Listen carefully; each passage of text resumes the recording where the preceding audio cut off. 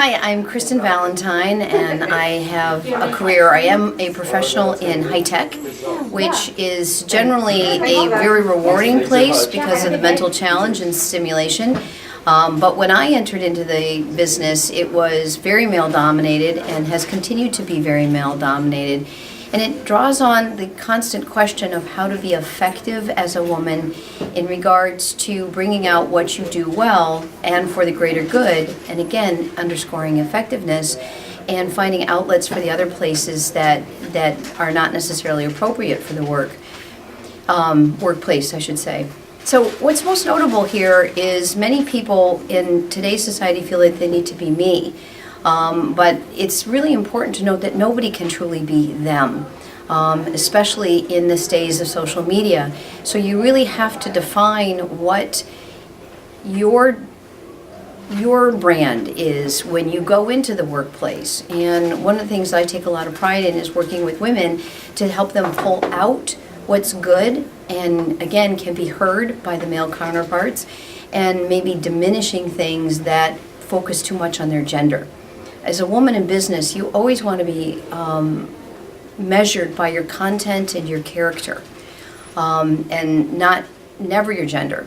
In my industry today, I'd say that 20% maybe of the workforce continues to be female, where 80% tends to be male. So there's very many male things. So that as a woman, I do have to figure out what that culture is and fit in.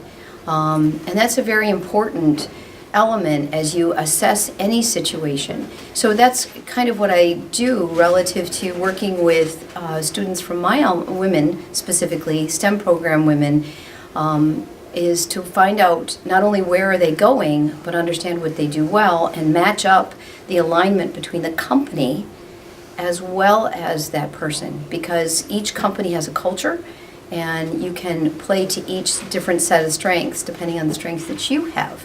So that's one of the ways that I've overcome the challenges, is actually have almost a company-specific demeanor, and then being very careful to use certain words, simple words, less adjectives. Even if you notice the kind of cadence of my speak, again, because I want to be measured solely on my content and my character. We as women, we desperately want that seat at the table, but it is up to each individual to earn the right to stay there. And that is, you're going to do that by making sure your voices are heard and not actually discounting your successfulness or your value by the things that are too much about you. Because people look for things to write you off. They're not looking for things to say, hey, I'm interested in this person, let me find more. They're looking at, yikes, that person has a tattoo. Or, yikes, why does that person have so many earrings? Or, yikes, in my day, you would laugh, but my skirts were at the knee, were too short.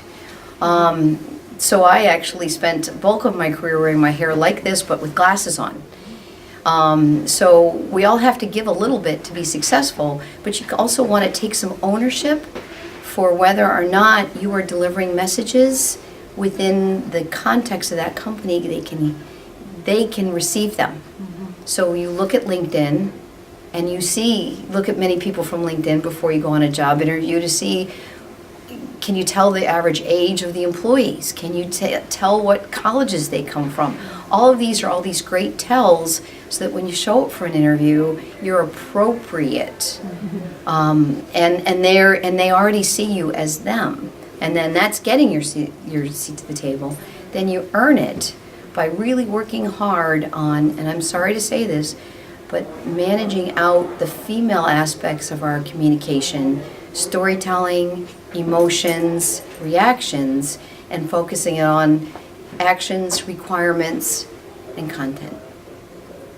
Thank you. Yeah, that's really powerful.